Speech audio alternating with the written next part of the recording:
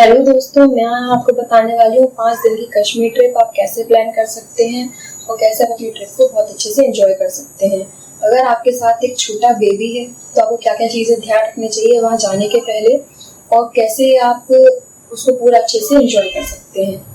अब मैं आपको डे वाइज इटिनरी बताऊंगी, होटल्स कौन कौन से बुक करना चाहिए वो बताऊंगी, आपका कितना टैक्सी का बजट रहेगा वो बताऊंगी। मैं आपको सारी फुल इन्फॉर्मेशन इस वीडियो में देने वाली हूँ। चलिए तो शुरुआत करते हैं। सबसे पहले हमारा ट्रिप जो था वो 16 से 20 जून का रहा था 2023 में। तो 16 जून को हमारी यहाँ से फ्लाइट थी 12:30 पे और हम वहाँ पर पहुंचे 2:30 बजे तक। अब 2:30 बजे पहुंचकर हमने पहले से ही उजेयर टूर एंड ट्रेवल से टैक्सी बुक कर ली थी, तो वो हमें पिक करने आ गई एयरपोर्ट पे। अब सबसे पहली बात कि वहाँ पर पोस्टपेड सिम ही वर्क करती है, प्रीपेड सिम नहीं वर्क करती कश्मीर में। तो पोस्टपेड सिम के लिए वैसे तो आपको एयरपोर्ट के सामने ही एक पोस्टपेड सिम का पूरा आपको मिल जाएगा, तो आप वहाँ से पोस्टपेड सिम खरीद सकते हैं। आप यहाँ से ही लेकर जाएं जहाँ से जा रहे हैं तो ज्यादा आपका टाइम सेव हो जाएगा इस वजह से।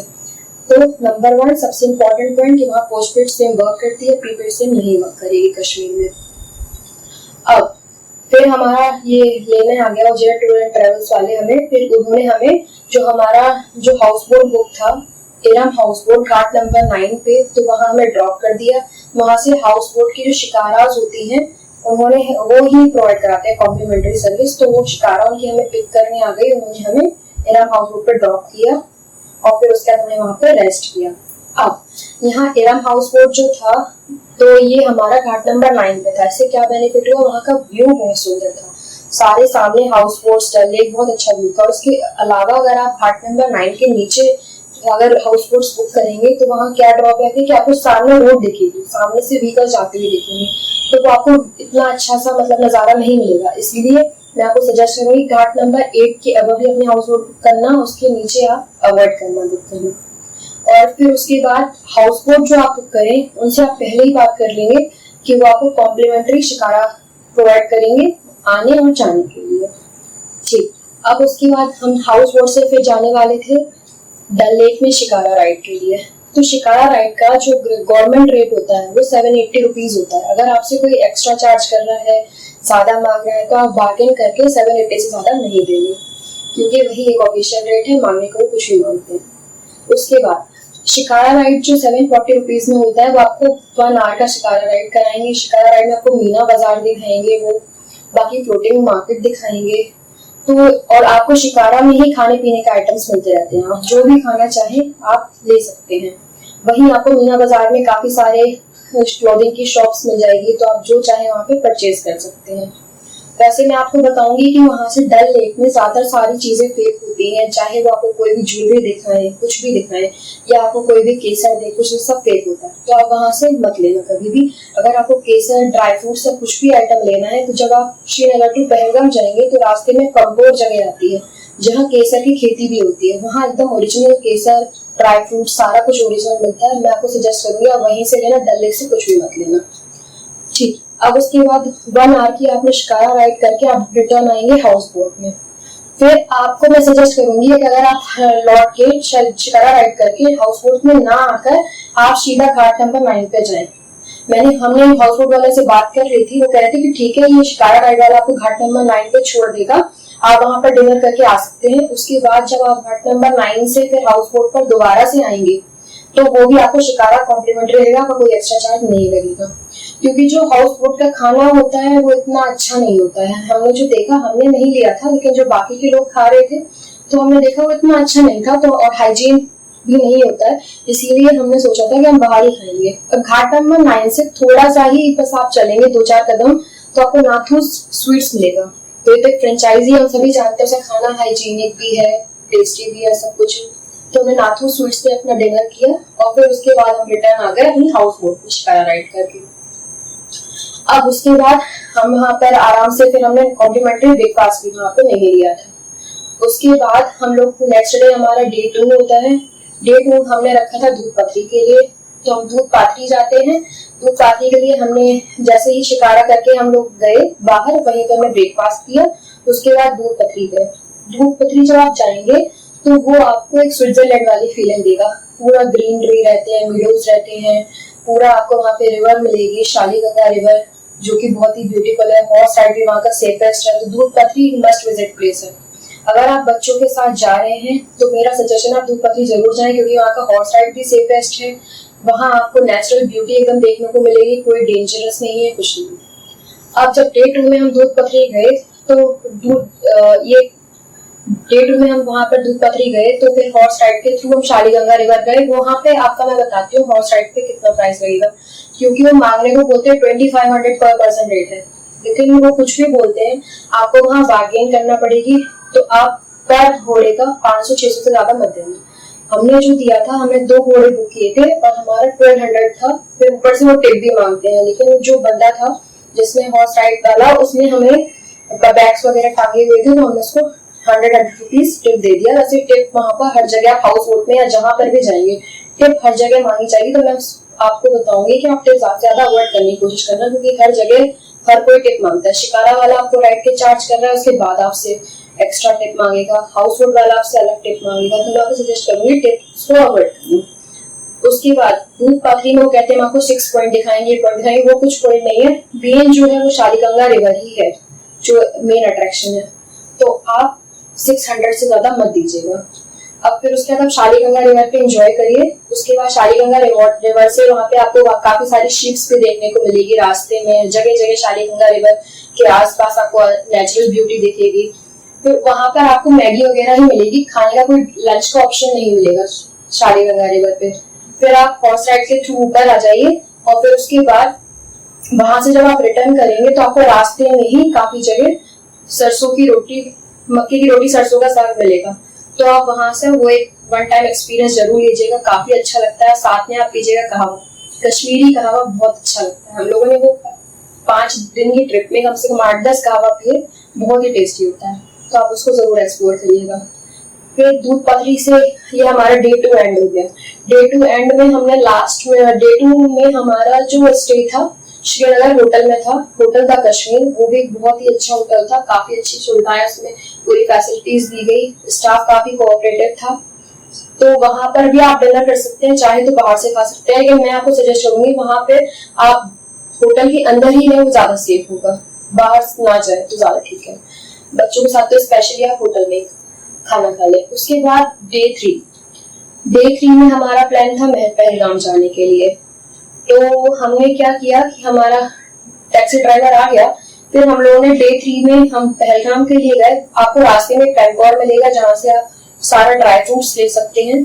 उसके बाद आगे जाके आपको रास्ते में ही अनंतनाग पड़ेगा, अनंतनाग में ही आप लंच करिएगा। लंच बहुत अच्छा होता है वहाँ का, जो हमारे ड्राइवर ने कराया था, एवरग्रीन रेस्टोरेंट था, काफी बढ़िया वहाँ का लंच था। वहीं जाकर अपना लंच करिए। उसके आगे थोड़ा सा आप चलेंगे तो पहलगाम के थोड़ा सा पास आते हुए आपको एप्पल जूस के काफी सारे स्टॉल्स मिलेंगे। वहां पर आप एप्पल गार्डन भी एक्सप्लोर कर सकते हैं और एप्पल जूस भी पी सकते हैं। वहां पर आपको एप्पल जैम, एप्पल अचार, एप्पल चटनी काफी कुछ देते हैं, आप चाहे वो ले सकते हैं। लेकिन एप्पल जूस 50 रुपीज का 1 ग्लास होता है, वर्थ है, एकदम प्योर एप्पल जूस होता है जो आपने कभी कहीं नहीं पिया होगा। अब आप जब पहलगाम पहुंच जाते हैं, आपका लंच हो गया, अब आप पहलगाम पहुंच के आप महाबलेश्वर टेम्पल जाइए, जहाँ पर शिव जी ने गणेश जी का सिर काटा था।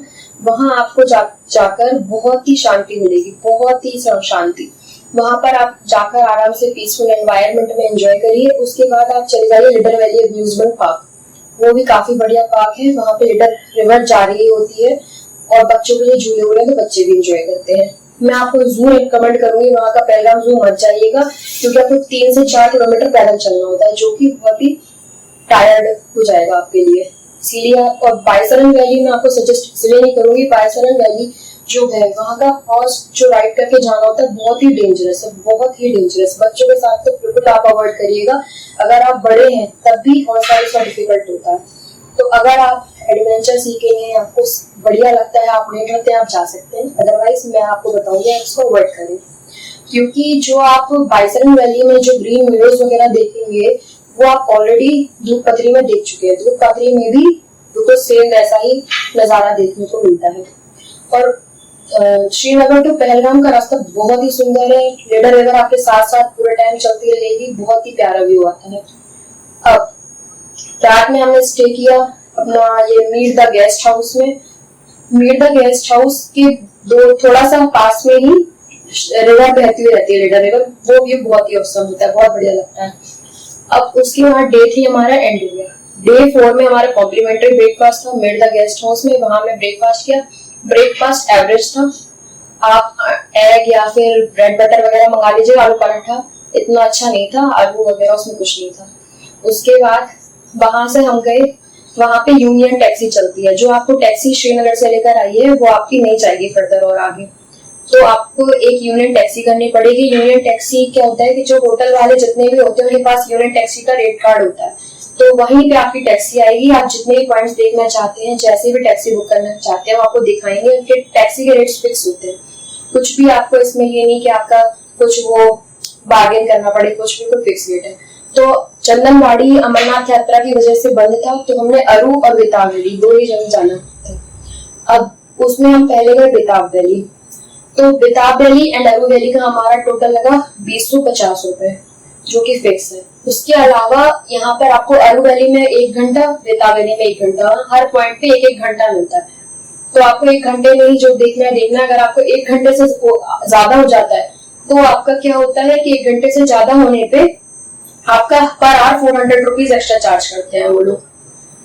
और अगर आप पूरे फुल डे की टैक्सी लेते हैं तो 3500 होता है, लेकिन फुल डे की टैक्सी में वो जो लोकल साइट सीइंग कराते हैं, मतलब जू मैंने बता दिया 3-4 घंटे 3-4 किलोमीटर दूर है तो आप जाएंगे नहीं, तो उसमें मतलब फालतू अपना पैसा ना फंसा के आप यही 2050 में कर लीजिए इसको। उसके बाद अगर आपका एक्स्ट्रा टाइम जाता है तो आप पर आवर 400 रुपीज देकर उनको कर सकते हैं।